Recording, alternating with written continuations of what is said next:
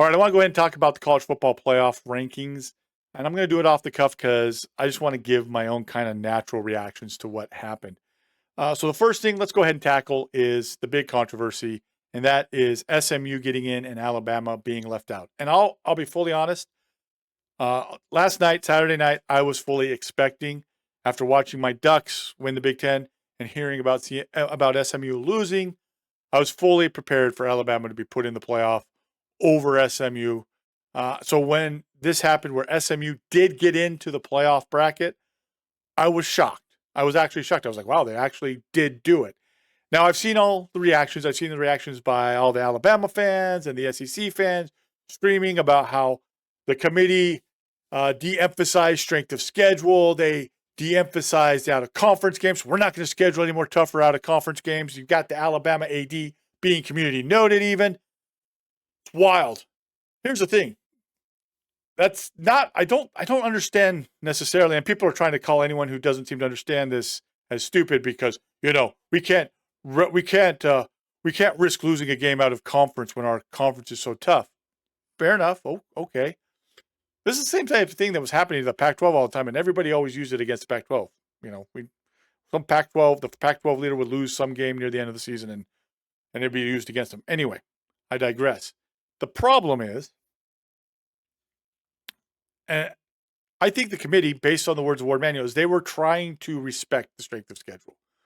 What really did in Alabama is that they lost 2 weeks ago to Oklahoma. I mean, I feel like people want to erase this from memory and have forgotten. This was only 2 weeks ago, guys. It was only 2 weeks ago that Alabama went to Norman and got blown out by 3 touchdowns. Now, I know the Ryan Williams touchdown, I don't know what the refs were looking at, but it would have been 24-10. Okay. They still lost to at the time, 5-5 Oklahoma team on the road after playing Mercer. So they don't even have the excuse of like, hey, we played Georgia, we played them really well, and then we went to Vanderbilt and had a letdown.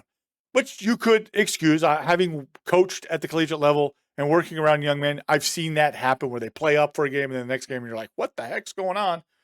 I've seen that happen IRL. So I totally could get that. It is, in reality, the Oklahoma game that sank Alabama's chances. And I think in the committee's mind, they didn't want to punish SMU for going to the conference championship because they'd had one loss, which, by the way, was to BYU, a ranked team. And, not all wins are the same as everybody likes to use. Well, not all losses are the same as well. And Alabama had a really bad loss in the final 2 weeks of the season.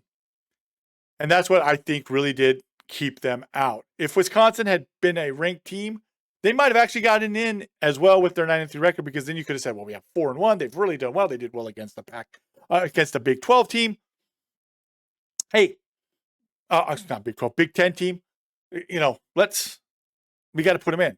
But because of that loss to Oklahoma, that cost them. And I think the committee said, hey, we've got to respect conference championships more in their mind, because again, it is a business. You've got athletic directors. We can talk about that at another time with the committee.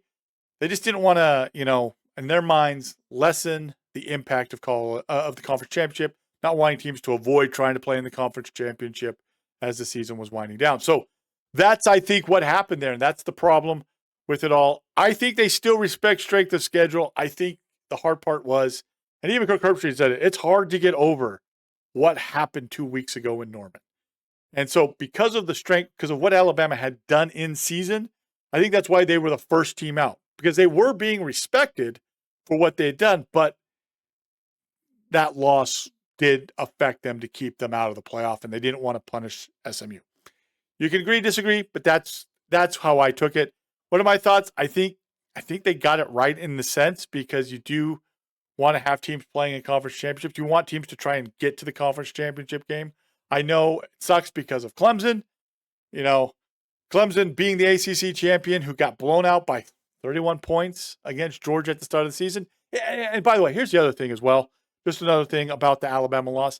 The fact that it happened in the last 2 weeks, I think, like I said, doubly hurt Alabama's chances, because if this had happened at the beginning of the season when Alabama was still trying to get themselves sorted with new coaching staff, they're all trying to figure it out, because it is a different team than last year's team, I think there would have been some grace given as well. You saw that with South Carolina, who who had started storming up the rankings because a lot of their losses have been at the beginning of the year. So I get it. I understand why everybody in the SEC is upset. But in the end, you beat Oklahoma, you're in. You got to take care of what you can take care of. And, remember, other conferences are also playing 9 conference games. So should they all just go to 8 conference games? Okay. I think we should make it standardized across the entire landscape of college football that all the conferences play the same amount of conference football games, and then you'll be good. I don't think just playing cupcakes is the answer. I think you've got to be careful of taking the wrong reaction to this because you're upset in the moment. I'm hoping that cooler heads will prevail in a week or so for this, but that's what happened. So let's go ahead and talk about the rest of the bracket. Obviously, Texas, they're the 5 seed. They get Clemson, who got in as the 5th conference champion. They're the first round game at Texas. Pretty good draw, I guess you could say, for Texas. I don't know. I never like to speculate on teams because here's the thing. You never know what's going to happen in playoffs. I think Texas has a big problem right now with Quinn Ewers' accuracy. He is all over the place at times. He's throwing routes that should be outbreaking routes. He's throwing them inside. That's what happened twice yesterday against Georgia, resulted in interceptions. Run game has got to get going. They have lived a lot off of their blowout of Michigan, which turned out to be that Michigan wasn't that good. So how good is this Texas team really? We'll find out. They then get Arizona State, who is probably the hottest team in college football right now. That Scadaboo is, if whoever wins Texas at Clemson, they then got to play Arizona State, who is one of the hottest teams in all college football. Like I said, Scadaboo, he's going to be a problem for any team in the matchup. He's tough to bring down. I'll be interested to see what happens there. Tennessee, Ohio State, 8-9 game. Tennessee's got to go up to the nice cold weather of Ohio when it gets dark at like 4:30 in the evening. Enjoy that. And then Oregon. I feel it's frustrating as an Oregon fan. Our team wins the Big Ten, goes undefeated, only undefeated team for the whole regular season, going into the playoffs as undefeated. And we got to get either Tennessee or Ohio State. Never make it easy, right? And then if we win, then we got either Arizona State or Clemson or Texas. So it's not going to be an easy path, but it never is when you're trying to win national championship, especially with these types of playoffs. This is, I'll tell you it at the end. SMU, Penn State. I do think it's interesting that Penn State's the 6th seed and they get SMU at home. Happy Valley's probably going to be they might be a whiteout there. They might try to do a whiteout for it. But it's a 9 a.m. game, so it's not going to be that much of an atmosphere at night like it usually is. Boise State, I know there's controversy about them getting a first-round bye because they play in the Mountain West. What do you do with a school like Boise? Again, it's dealing with the schedules. What do you want them to do? They play the schedule they play. They have no control of what other teams do. As a former coach, I remember we didn't get to play for a national championship. Our conference that year was very, very week. This was the junior college I was coaching at. So we had lost one game, and it was against the JUCO in Georgia. Lost one half. We had been leading at the half. Our star running back gets knocked out. We have the humidity because we played them in September, middle of the day. They were smart, used the humidity. We get knocked out of the game. We lose that game. We never recovered to the point where we could play for the national championship. JUCO at the time didn't do playoffs. But we had to go across country. We were the number 4 team. We played the, quote, number 3 team. And because our teams on our schedule, the teams in our conference hadn't been as great in terms of wins and losses, we were kind of being downgraded every week. Well, we go play the number 3 team and blow them out. And as we walked across the field shaking their hands, their coaches are looking at us incredulously like, why did we have to play you? You should be playing for the national championship. So you never know what's going to happen. Ashton Genty, he is a tough kid to bring down. You don't know what's going to happen in any of these playoff games as well. This is one of the things that's always interesting. I understand why people feel that a G5 school shouldn't get a first-round bye, but again, what do you want them to do? They've played who they've played. They've been ranked where they've been ranked. Maybe the ACC should, maybe Miami should win their game against Syracuse. Miami falling apart, 2 losses out of the last 3. So, yeah, and then Clemson winning, unfortunately for SMU. And then Indiana, Notre Dame, I think that's a great matchup. Again, Indiana, everybody's talking about how Indiana doesn't have any great wins. Really, Penn State, if people want to claim that. Or, Texas as well doesn't have any real great wins. So people saying, well, don't just schedule cupcakes. Guys, you don't know what teams are going to be at the start of the season. This is the point. This is the problem that people have is like they act like at the end of the season, it's the same thing. You don't know how the season's going to go. So people need to stop doing that. And then Georgia, number 2, everybody's kind of saying that Georgia has basically an easy path to the national championship. I don't know if that's true. Carson Beck did get injured. This Georgia team has been inconsistent as can be as well. So who knows what's going to happen?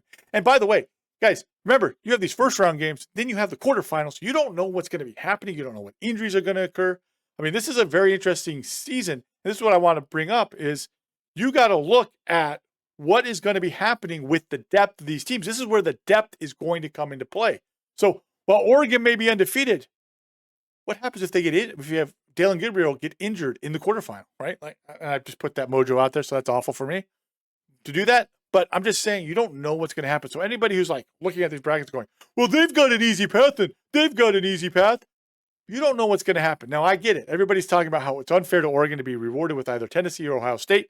And I don't disagree with that. But what do you do with Ohio State? And probably Ohio State should be where Penn State is, and Penn State should be where Tennessee is. There was no perfect answer here. Maybe you have Notre Dame versus Tennessee, and then Penn State or Ohio State versus Indiana. What did you want to have happen? You're going to have a rematch in some areas anyway, and that's what we're going to have. Overall, how do I grade this ranking by the committee? I don't know. It's always going to be a crapshoot. Like I said, it's always hard when you've got all these people trying to do their own thing, trying to ranking. I agree that there should be other ways of helping with the rankings as well. Some data points that probably need to be used so you have multiple ways of figuring it all out. You have the people in the room making a decision that counts for a percentage, and then all these other things that are used. We'll see what happens. I do know though that probably going forward, if you're in the playoff, yeah, you get an automatic bye. If you're the top 5 top 5 ranked conference champions, you will get the bye. But I'm willing to bet that they're going to start pushing forward to make it so that those teams don't. Top 5 conference teams get in automatically. Conference champions, the top 5 conference champions that are ranked, will get in automatically, but they won't get the bye. That's what I mean to say. I have that probably happening here soon. They'll make sure to change that because of what happened this year. But remember, this is the first year we're doing it. Everybody's already like, this is a disaster. I'd like to remind everybody that 2014, Ohio State got in with a 3rd-string quarterback, and yeah, that was a disaster too. The problem is this. We don't play each other. Not everybody plays each other, and it's all subjective. And this is the way it goes. You just have so many teams that are happening. You have conferences. And again, there's no standardization. If every conference played the same amount of conference games, I think you'd see things a little bit differently. And if each team had to be scheduled with certain teams that they're playing. But again, you never know what's going to happen with the game. So those are my thoughts with it. I think obviously I'm curious to see. I don't like to make projections because we never know what's going to happen, especially player could get injured in practice heading into the playoffs, and that could change everything. But yeah, I'm curious to see what's going to happen with this first year of playoffs. People are already talking about how some games are going to be snorefest. I don't know that they are. I think that SMU may actually give Penn State a pretty good game. I'll be curious to see what happens. They got to play in that cold weather, and we'll see where it goes from there. And Ohio State's got a patchwork offensive line now, so we'll see how they do against Tennessee's defensive line. And I again, like I said, we don't know what's up with Texas. They can't run the ball. Are they vulnerable to Clemson potentially coming and getting the game? So who knows? We don't know. But let me know your thoughts down below. Like I said, I understand why Alabama fans are angry. I was shocked. I thought they were just going to put Alabama in because of the strength of schedule, but they decided we're not going to penalize for playing a conference title game. And so from there, I was surprised. So anyway, let me know your thoughts down below. If you enjoyed this video, make sure to leave a like. Make sure to subscribe. We're going to be doing some more football breakdown plays as we head into the Christmas season. We'll see you next time, though. Have a great rest of the day. I do want to recognize the members of this channel at the booster level and above for their support. If you wish to have your name in a video just like this, make sure to check out the join link in the description below. Here on the end screen, you can see that there's another recommended video. Make sure to click that and watch it. Also, make sure to subscribe so that you don't miss out on any future breakdown videos. I hope you have a great rest of the day.